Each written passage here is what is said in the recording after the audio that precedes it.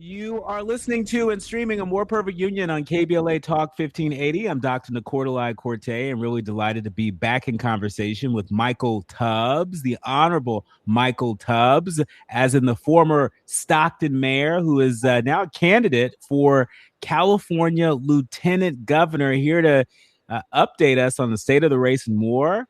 The Michael Tubbs. Welcome to the show.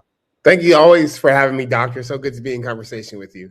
Well, it's always good to have you here. So for folks who may be less familiar, you really, made a big impression on a lot of people here in California and really across the country very early in your political career. You were a major advocate for universal basic income. This was long before COVID. This was long before it had become certainly more mainstream. Talk to us about how that conversation around universal basic income is still alive and well in your campaign for Lieutenant Governor. Yeah, so as was mentioned, when I was mayor of Stockton, I did the first guaranteed income program in this country's history from a city, and then started Mayors for Guaranteed Income, where we've worked with over 300 elected officials, including helping Supervisor Holly Mitchell with the LA County Breathe program, and Super Mayor Garcetti with the Big Leap program. And across the country, in terms of guaranteed income programs, we're seeing where people are giving $500, $1,000 a month. And we did it back then, almost a decade ago in Stockton, because it was clear even then that for pandemics, for emergencies, and for poverty, that folks need money. And then COVID-19 happened, and folks saw how the government realized a smart strategy to deal with COVID, a public health crisis, was to make sure everyone has some money in terms of stimulus checks, in terms of a child tax credit. And now when we talk about AI and we talk about the transformation of the workforce that could happen, it's even much more relevant conversation than it was before. So in terms of running for lieutenant governor, a big part of why I'm running is that we see the federal government can't lead. So California has to lead the way. And today, California leads the nation in poverty, tied with Louisiana. So even before we talk about displacement and automation and some of the impacts of AI, if the fundamentals aren't shored up, we're going to be in a very difficult position to deal with the changes that are going to happen in the next decade or so. So that's part of the reason why I'm running for California to continue to lead, particularly on giving folks opportunity, a shot in the floor. And then secondarily, because we know that these AI companies are going to change workforce in some way, the impacts may vary, but we know things are going to change. We have to do a better job of making sure that we own our data. So a big part of what I want to do as lieutenant governor is to lead the conversation in California to be the first state in the nation where we all own our data, because that's what makes OpenAI and Anthropic so profitable. It's our data. It's how we use the internet. It's how we use AI. And if we own that data, then we're able to profit off it just like these companies are. And that would be a form of basic income or basic capital. So that's part of why I'm running. And that's some of the things I want to do on that issue as next lieutenant governor of California. Okay, so stop the presses, because I must have missed this in a press release, but what you just said really cut through the noise, and so we need to turn up the volume here. I think you are the only candidate I've heard running for lieutenant governor in any state in the country that's been able to connect the dots as effectively as you just did, basically connecting the dots between universal basic income, in an effort that you are well known for as a champion, connecting that to the rise of AI and the potential of AI to be a major moneymaker, not just for the rich and the elite, but for everyday people. This is the first time I certainly have ever thought about owning our data as a potential form of universal basic income. That's a major paradigm shift, no? No, absolutely. And for some people, it feels so sci-fi and so futuristic. But like you guys know, that's what's happening here. That's why Palantir is so profitable, because they collect data on all of us, our habits, what we like, what we consume, how we consume. That's how advertising works. It's based off our data. So much of our economy in California, the fourth largest in the world, is propped up by us, by our data. And as we think about, again, AI and automation and the wealth that's going to be created, if it's not going to be hoarded by just a few, then we all have to own our data or own equity stakes. Some way we can capture some of that value so that as things get profitable, as there's efficiency gains, as things reach ridiculous valuations that we're just not watching it. But we all are benefiting from it. We all have a stake in it. And that's going to be important because I believe in the 500, 1,000. I believe in the guaranteed income for sure. But that's not going to be enough to replace a job that's worth $100,000. Or that's not going to be enough for the college students who are graduating and seeing entry-level work, 30% entry-level jobs projected to disappear tomorrow. So in addition to what I've already done, I'm saying that's the start. But now we also have to have some ownership, some value capture in terms of data. And I think that will be one of the tools we have to allow people to navigate into an economy that's going to look different, into a workplace that's going to look different, into a conversation about work that's going to look different. And it may not be tomorrow. It may be 5 years from now, maybe 10 years from now, but it's coming. And I always like to stay ready so I have to get ready. And I think California has to lead the way. We have to, because the federal government is not going to do it. You better quote Sugar Free. You're right. If you ain't got to, if you stay ready, you ain't got to get ready. That's for sure. Are there any examples across the country, around the world, where folks are leading on this? This seems so cutting edge. That it may be hard for people to wrap their brain around. But I just want to remind people that there was a time when we couldn't imagine driverless vehicles on the road, right? I just got into my first Waymo in January, right? I felt like I was in the lost episode of the Jetsons, right? And so, it's a reminder that the things that appeared to be cutting edge, even just a few years ago, right, are right here in front of us. And so, are there any examples of states, municipalities around the world that are leading on this? I know in Europe, they've been having very robust conversations about how do they make sure that folks own their data or have a right to privacy, a right to figure out what data is shared, what data is not. But no one has really created a program or a policy that allows individuals to share in the profits that's made from our data. That's literally what tech companies are. They're creative ways to use our data to sell us some more stuff. That's essentially the value prop of most of the profitable companies. And I truly believe, particularly for all people, but particularly for Black people, if we're not thinking and anticipating the future, we're not in it. If we're not thinking and anticipating what's going to happen, we are going to be the most adversely impacted.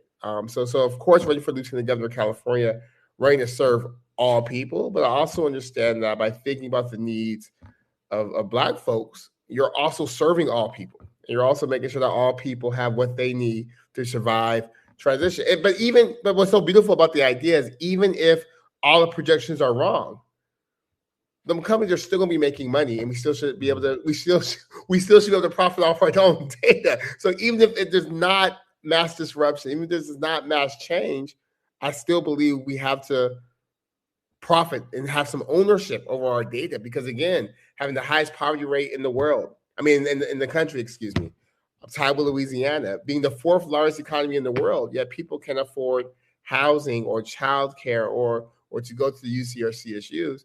There has to be solutions that are even new tools to the toolkit. Because of course, I'm also running because we have to build more housing. We have to leverage the state land to build housing. All in on that. We have to lower the cost of childcare and talk to the voters about raising revenue so that we cap childcare at 7 to 10% of a working family's income and create new jobs for folks to be early educators. Like, we have to do all those things too. And we also have to think about the future. And I guess to your first question, that's why I'm running, because I think California absolutely needs leaders who are grounded in the present, who are know how to make government work. I've been a mayor, I've worked in government, but also have an eye towards the future, because we have to walk and chew gum. You don't want to be caught flat-footed when the world changes so quickly.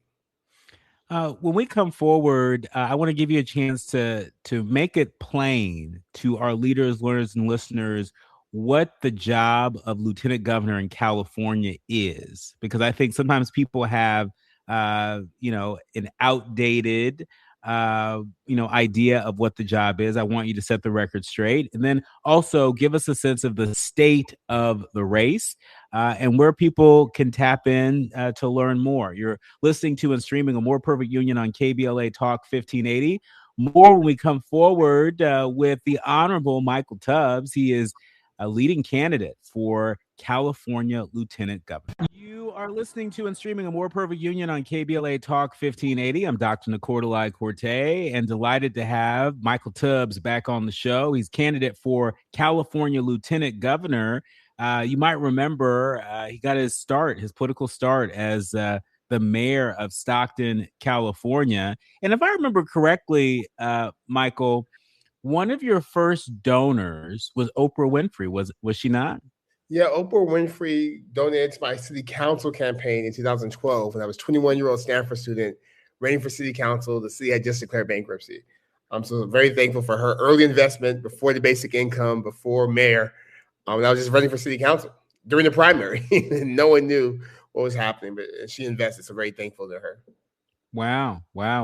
And now talk to us about the folks that are investing in your current campaign for lieutenant governor. You've gone from city council to mayor to now running for lieutenant governor of the state of California.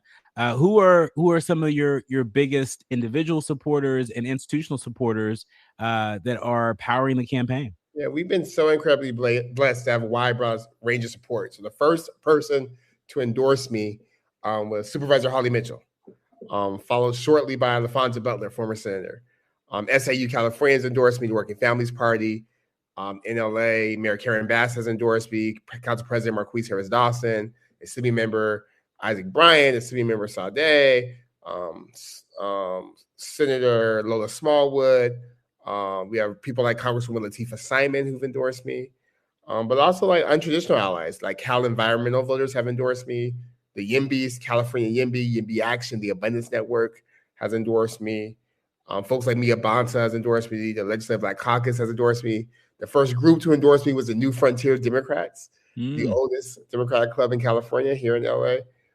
So a lot of support in terms of individuals, organizations, and institutions. So we're really well positioned to make it top 2 in June and then to win this whole thing in November.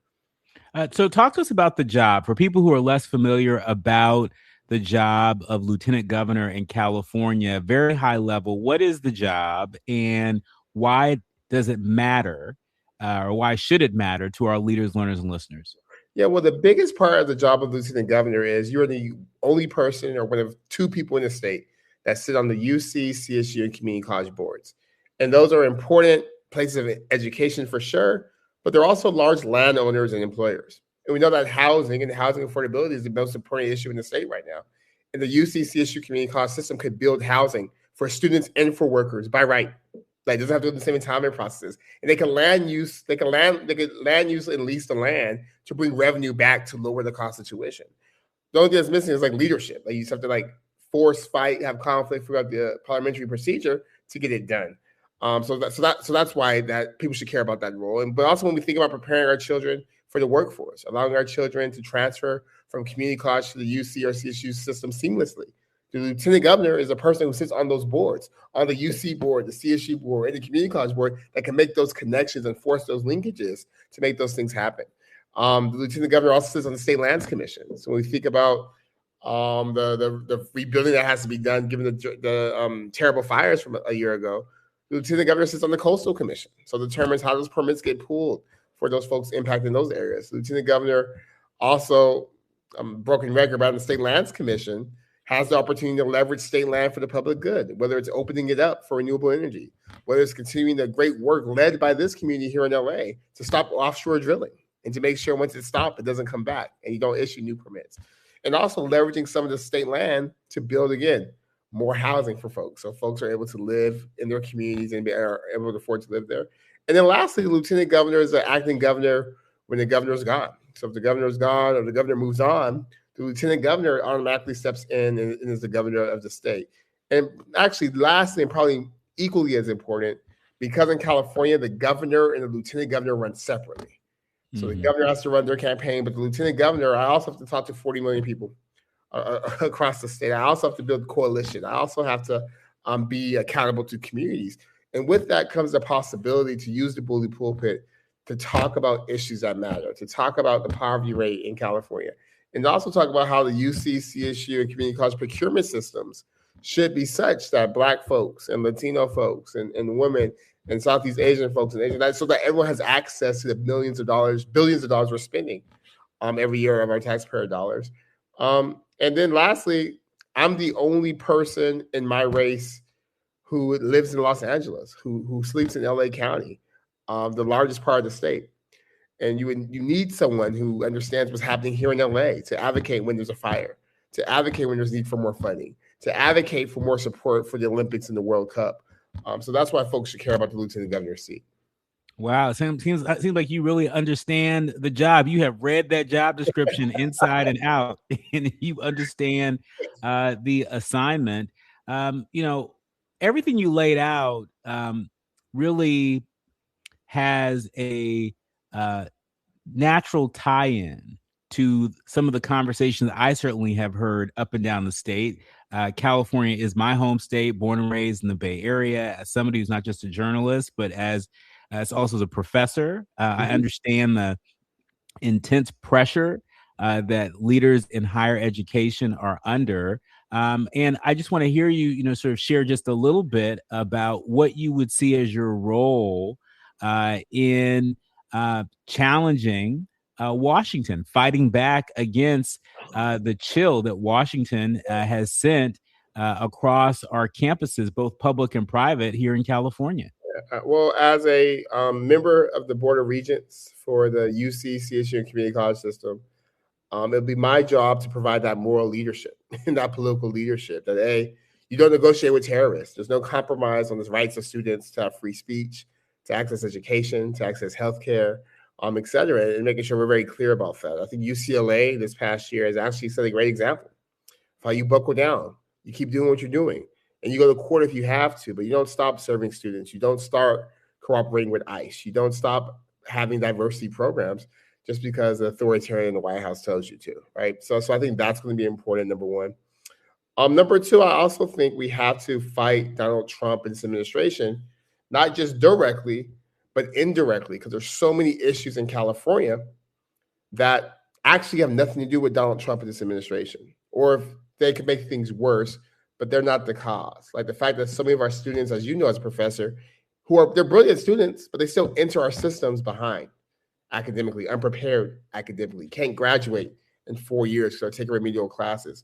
That's how you fight against Donald Trump, making sure that all your kids have access to education and that they're able to get out in 4 years so they're not taking a whole bunch of debt, that they're not sleeping in cars, they're not sleeping in floors, that your teachers and lecturers aren't sleeping in cars and aren't couch surfing, but are able to afford to live in a house near where they teach, and same with the janitors and maintenance workers. So absolutely, the lieutenant governor has to be a moral voice and be unafraid and unapologetic about fighting against Donald Trump, but also fighting for a California that actually works for everyone. Yeah. Michael, in about 60 seconds, I want to give you the final word here. What's your path to victory? Talk to us about the state of the race, your path to victory, and where people can tap in. Michael Tubbs for CA.com. My path to victory is very simple. We have the widest coalition in all the polls that says when people hear about what I did in Stockton, when people hear about what I want to do as lieutenant governor, we grow more than any other candidate. We're in a three-way race for 2 spaces. So our path will come through, like it always comes through, the people. I've never been the person who the establishment picks. I've never been the person that the donors pick. I've always been the person that the people pick, particularly the people who don't feel like government's working well for them. So I need you all. Go to michaeltubbsforca.com for more information. Donate if you can. And ballots drop in a week. The election's on June 2nd, so it's crunch time. Buckle in. And there's a lot happening. Pay attention. Lieutenant governor race is important, but I can't win without my folks. I can't win without my community, so I need you guys. Our thanks to Michael Tubbs. He is running for California Lieutenant Governor. He clearly understands the assignment, and with your support, he'll make it into the top 2, and he is intending to win this thing in November. The best of luck to you in this race and every future endeavor, and thank you for being a champion for the future. I mean, I've been talking to a lot of candidates that are running for a lot of different offices. And one of my critiques is I don't hear folks talking enough about the future. We know that Donald Trump and the Trump administration and the MAGA agenda looms large, but there will come a day when Donald Trump is no longer president, and Republicans no longer have a grip on power in Washington and other state houses across the country. And then the question is, well, what are we fighting for? And so thank you for giving us a glimpse into what you are fighting for as you fight to win this election for lieutenant governor in California. Well, thank you. Thank you for your work and leadership and what you do in terms of fighting dangerous narratives, educating our folks, and giving us opportunity to engage. Thank you, sir. You're listening to and streaming A More Perfect Union on KBLA Talk 1580. More when we come forward.